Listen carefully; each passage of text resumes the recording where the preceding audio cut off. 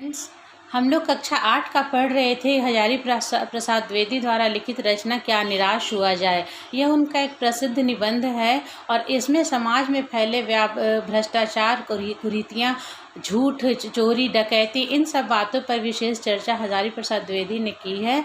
इसके पहले भाग में हम लोगों ने इन सारी चीज़ों पर विचार विमर्श किया था कि क्या इस तरह के समाज में व्यक्ति को खुश रहा जा सकता है, कि व्यक्ति को खुश रखा जा सकता है। तो जवाब था नहीं। लेकिन फिर भी विश्व में कितनी भी कुरीतियाँ फैल जाएं, पर हमारे भारत में अभी भी धर्म को कानून से ऊंचा माना जाता है। हमारे भारत में अभी भी समाज में सच्चाई विराजमान है। बुराई का, भ्रष्टाचार का अभी भी लोग विरोध करते आ रहे हैं।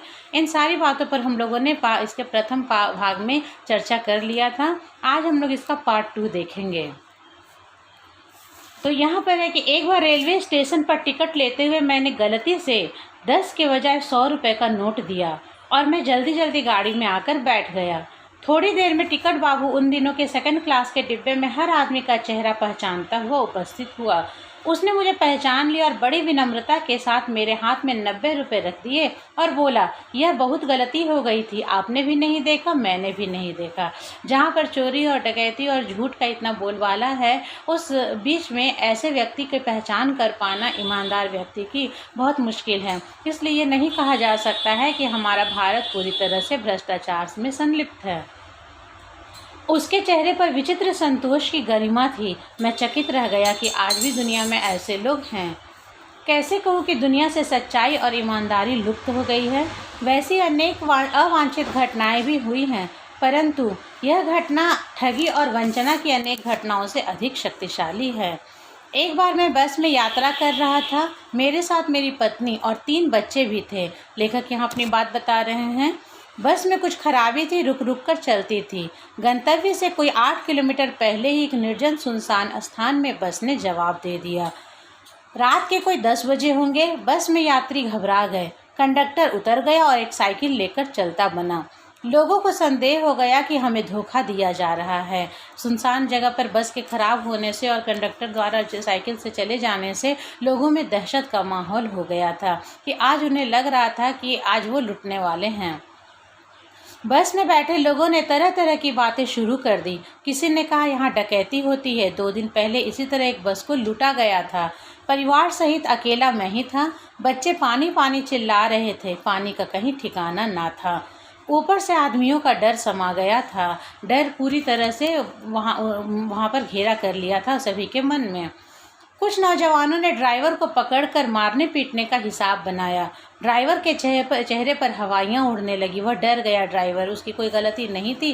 लेकिन समाज इस तरह से विसंगतियों में फैला जा रहा है कि लोगों को सोचने पर मजबूर होना पड़ा कि ये ड्राइवर और कंडक्टर की चाल है। ड्राइवर अपने तरफ आते हुए उन लोगों को देख करके घबरा उठा था। लोगों ने उसे पकड़ लिया। वह बड़े कातर ढंग से मेरी ओर देखने लगा और बोला, हम लोग बस का कोई उपाय कर रहे हैं, बचाइए, ये लोग मारेंगे। वो बता रहा, अपना सफाई दे रहा है कि हम लोग बस की व्यवस्था कर रहे हैं, मुझे बचा लीजिए।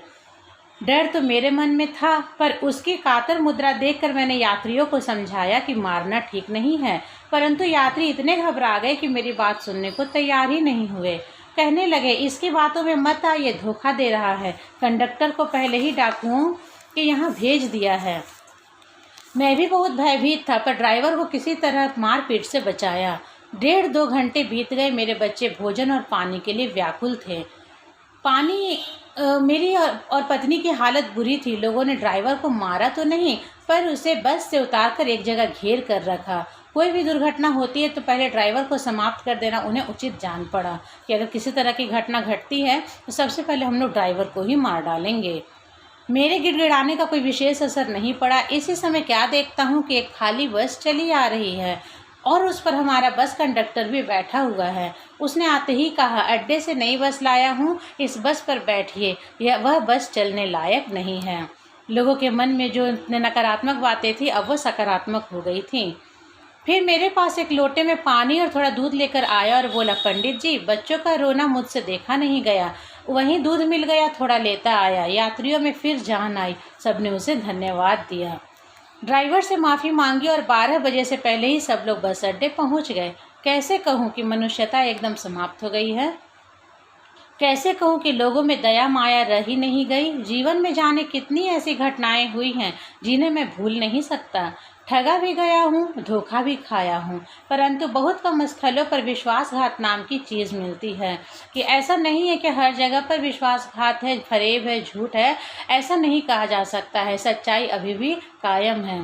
केवल उन्हीं बातों को हिसाब रखो जिनमें धोखा खाया है, तो जीवन कष्टकर हो जाएगा। परंतु ऐसी घटनाएं जिनमें भी बहुत कम नहीं है, जब लोगों ने अकारण सहायता की है, बिना वजह भी सहायता करने के लिए हाथ खड़े हुए हैं। निराश मन को ढाढ़स दिया है और हिम्मत बंधाई है। कविवर रविंद्रनाथ ठाकुर ने अपने प्रार्थना गीत में भगवान से प्रार्थना की थी कि संसार में केवल नुकसान ही उठाना पड़े, धोखा ही खाना पड़े, तो ऐसे अवसरों पर भी हे प्रभु मुझे ऐसी शक्ति दो कि मैं तुम्हारे ऊपर संदेह ना करूं। मनुष्य की बनाई विधियां गलत नतीजे तक पहुंच रही हैं, तो इन्हें बदलना होगा। वस्तुतः आए दिन इन्हें बदला ही जा रहा है, लेकिन अब भी आशा की ज्योति बुझी नहीं है। महान भारतवर्ष को पाने की संभावना बनी हुई है, बनी रहेगी। मेरे मन, निराश होने की ज़रूरत नहीं है। तो ऐसा यहाँ पर कहा गया है कि हम लोग जो भ्रष्टाचार और करप्शन फैला हुआ है पूरे भारत, पूरे देश में, इसके बीच में भी हम लोग को निराश होने की आवश्यकता नहीं है, क्योंकि सच्चाई अभी भी कायम है, इंसानियत अभी भी कायम है। तो ये पाठ हमारा यहीं पर समाप्त होता है, इसका दूसरा भाग यहीं ख़त्म होता है। अगले वीडियो में इसके प्रश्न उत्तर के साथ फिर मिलेंगे। तब तक के लिए धन्यवाद।